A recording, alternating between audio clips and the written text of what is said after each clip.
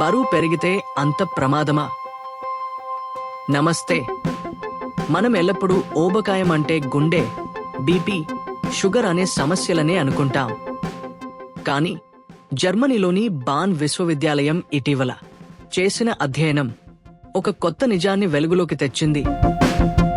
ఊబకాయం ఊపిరితిత్తుల ఆరోగ్యాన్ని కూడా నాశనం చేస్తుంది. ఈ వీడియోలో ఆ పరిశోధన వివరాలు, ఊపిరితిత్తులపై ఎలాంటి ప్రభావాలు ఉంటాయో మరియు మనం ఏమి చేయవచ్చో తెలుసుకుందాం. ఈ పరిశోధనలో నిపుణులు అధిక బరువున్న వ్యక్తుల ఊపిరితిత్తులను పరిశీలించారు. ఫలితాలు అద్భుతంగా కానీ భయంకరంగా కూడా ఉన్నాయి. అధిక బరువు వలన ఊపిరితిత్తులు సాధారణ వయస్సుకు మించకుండా అకాల వృద్ధాప్యంకు గురవుతున్నాయని తేలింది.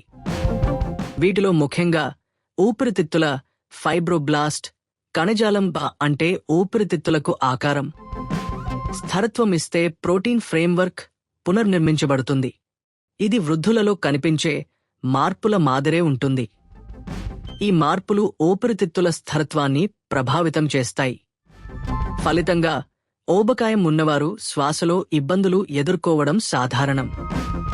నిర్దిష్టంగా చెప్పాలంటే ఊబకాయం వల్ల ఊపిరితిత్తుల ఫైబ్రోబ్లాస్ట్లు బంధన కణజాలం మరింత క్లిష్టంగా మారుతుంది. కొన్ని ప్రోటీన్ ఇన్హిబిటర్ల సమతుల్యత దెబ్బతింటుంది. ఈ మార్పులు వృద్ధులలో సాధారణంగా వచ్చే మార్పుల మాదిరే ఉంటాయి. అంటే ఊపిరితిత్తులు వేగంగా వృద్ధాప్యానికి గురవుతాయి. పరిశోధకులు ఈ మార్పులను అర్థం చేసుకోవడానికి అత్యాధునిక మల్టీఓమిక్స్ పద్ధతులను ఉపయోగించారు. వీటిలో ప్రోటీన్, కొవ్వు, జన్యువు వివరాలను ఒకేసారి విశ్లేషించారు.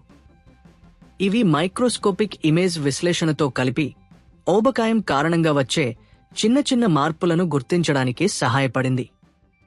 తరువాత ఈ వివరాలను చిన్నగా విశ్లేషించి ఊపిరితిత్తుల ఫైబ్రోబ్లాస్టిక్ స్ట్రోమా మీద ఊబకాయం ప్రభావం స్పష్టంగా చూశారు. మరి మనం ఏమి చేయగలము? సక్రమమైన వ్యాయామం, తగినంత పోషకాహారాన్ని తీసుకోవడం, బరువు నియంత్రణ ఇవి ఊబకాయం వల్ల ఊపిరితిత్తులలో వచ్చే అకాల వృద్ధాప్యాన్ని తక్కువ చేస్తాయి. చిన్న మార్పులు కూడా ఊపిరితిత్తుల ఆరోగ్యాన్ని కాపాడడంలో, జీవిత నాణ్యతను మెరుగుపరచడంలో కీలకంగా ఉంటాయి.